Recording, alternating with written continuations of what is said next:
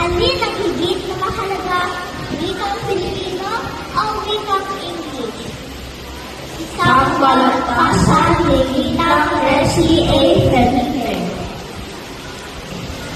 Minamahal namin mga kamag-aral, mga magulang, mga guro at prinsipal, mga panauhing pinagtitipagaran na naririto ngayon sa ating paaralan. Magandang umaga po. Ang batik marangal, ang buwanang wika, ating ipagdiwang, ika-apat na baitang, ang aming pang-aral, pagmamalaki, isang balagtasan.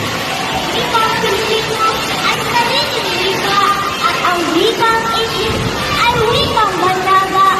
Kapag ginagamit ng may pangalawa, higit na mahalaga, at may nakakaya. Sa umaga ko ito, aking itinakikilala, dalawang mahusay, mag-isip at balitang kamata sa kamakabiran, mga magkakakala, at sinamang palakpakan, kasalubungan natin sila. Sa wikang Pilipino, ang mga katwiran, sinoong kay Nadrian Baliwan ng ika-apat na balitang, at sa wikang English, ang mga kalaban, sinoong natin sa Kailan Gabara ng parehong baitang. Ako'y Pilipino, magandang bayan ko, sa sarili kita, isang Pilipino, suklaw sa pangbayan ko, isang Pilipino at kinatahan, putik na sa pagkakas na pahayan, bilang kalatan, puro sa katunan. Alam natin, isang higit pagdaigdig, sa lahat ng pag-aaral na mula yung ginagamit ang mga sinaturang science, English, at mathematics. Paano mo iniwan ang ang bagong alphabet, hindi mo pa rin nakapansin. Ang dating alphabet, hindi mo pa rin na. Ang computer, ang internet, Facebook, hindi basta. Tuwing ang mga nagkakulit ang English ang simula. Alam na ang mundo, marami ng pagbabago. Marami ng pamilya, at tunay sa pagkakento.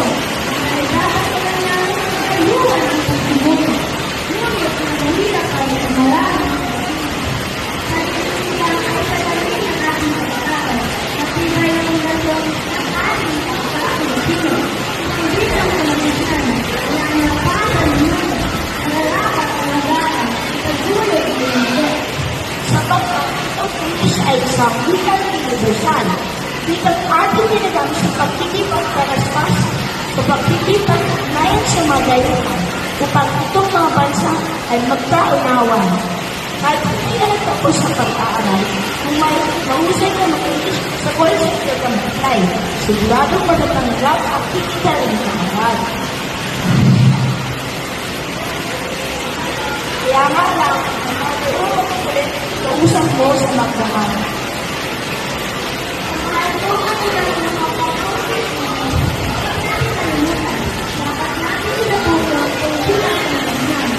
Di ba mo kung sinabi sa nila para kailan at ganito. Hindi ko nalilimot sa ako ay Pilipino. Malagay ko ang galing ang nababatas mo. Lalo na kung may walang sa ibang bansa ay magpuno. Ang pagdaigdig na wika dapat pag-aralan mo. Tama na, sukat na.